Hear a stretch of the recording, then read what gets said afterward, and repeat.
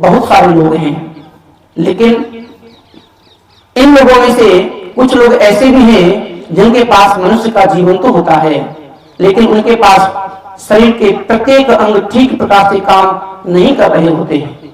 किसी के पास हाथ नहीं होते हैं, किसी के पास कान नहीं होते हैं, किसी के पास आंखें नहीं होती हैं, किसी के पास बोलने के लिए मुंह नहीं होता है। लेकिन परमात्मा ने विशेष कृपा के तहत हमें सारे अंग बना करके भेजा है। परमात्मा का दूसरा धन्यवाद हमें करना चाहिए। हे परमपिता परमात्मा, मनुष्य जीवन के साथ साथ तूने हमें शरीर के सारे अंगों को बना करके भेजा है। मैं तुझे बार बार धन्यवाद करता हूं। तीसरी चर्चा करते हैं, उस परमात्मा की तीसरी विशेष कृपा हमारे ऊपर क्या हुई। तो माता बहनों सज्जनों, आप भरतपुर के निवासी हो, आप लोगों ने अच्छे से अपना घर को देखा होगा। मैं भी जाता रहता हूं। अपना घर में 6-6 फीट के नौजवान जिनके हाथ बड़े मजबूत होते हैं, पैर बड़े मजबूत होते हैं, आंखें भी मजबूत होती हैं, कान भी ठीक रूप से काम करते हैं, लेकिन उनके पास ये मस्तिष्क नहीं होता, बुद्धि काम नहीं करती है।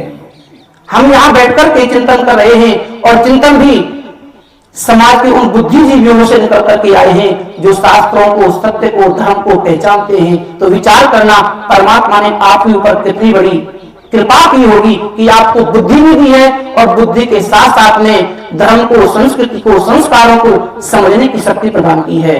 तो उस परमपिता परमात्मा का आपको तीसरी कृपा के लिए बार बार धन्यवाद करने की आवश्यकता है। इसी कृपा को और आगे बढ़ाता हूं। उस परमपिता परमात्मा ने हमें मनुष्य का जीवन दिया, शरीर को ठीक प्रकार से कार्य करने वाले अंग दिए, बुद्धि विवेक दिया। साथ ही साथ आपने समाज में ऐसे लोगों को भी देखा होगा जिनको 2 वक्त की रोटी खाने के लिए प्राप्त नहीं होती है।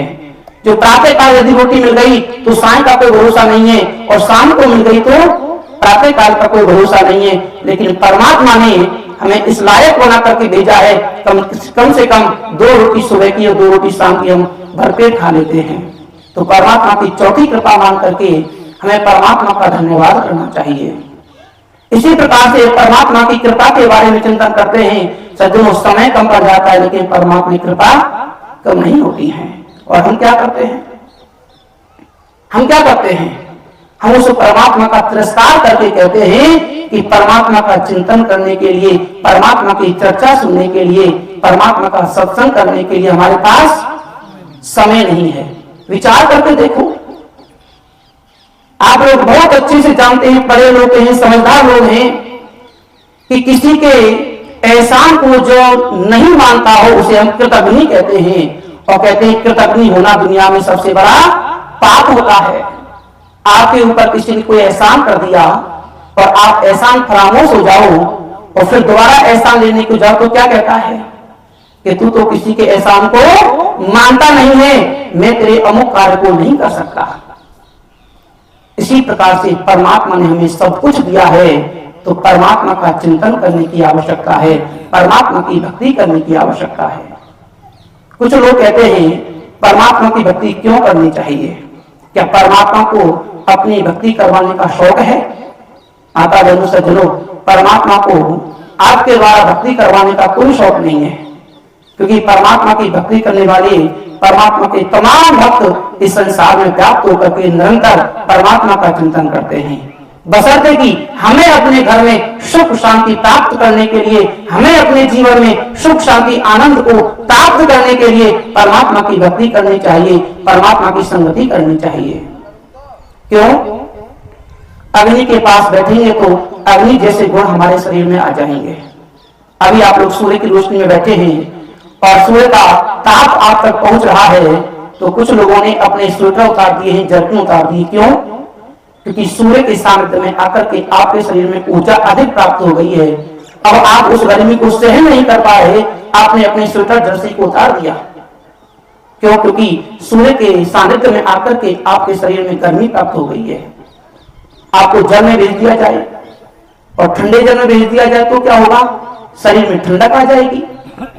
तो सूर्य के पास जाने से गर्मी प्राप्त हुई, ऊर्जा प्राप्त हुई, ठंडे जल में जाने से ठंडक प्राप्त हुई, तो बताओ परमात्मा के सानिध्य में जाने से क्या आपको परमात्मा जैसे गुण आपके लिए प्राप्त नहीं होंगे?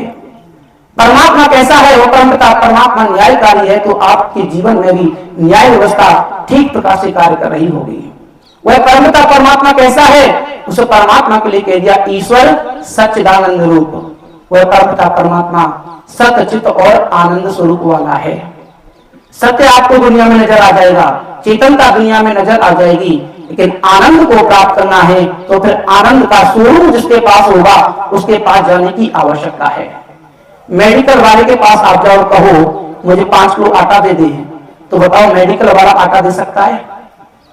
मेडिकल वाला तो मेडिकल की दवाइयां देगा, लेकिन आटा वाला आटे की दुकान वाला आटा देगा।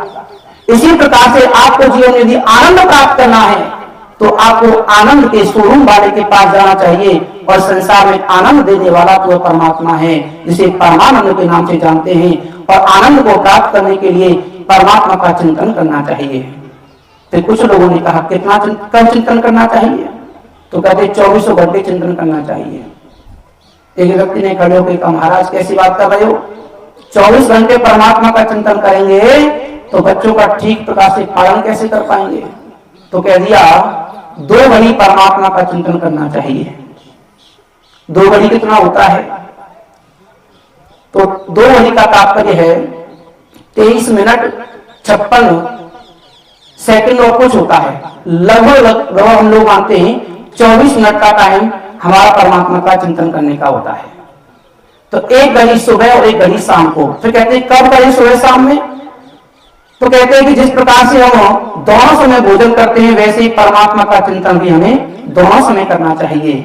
और कब करना चाहिए? कि संधि वेला पर परमात्मा का चिंतन करना चाहिए।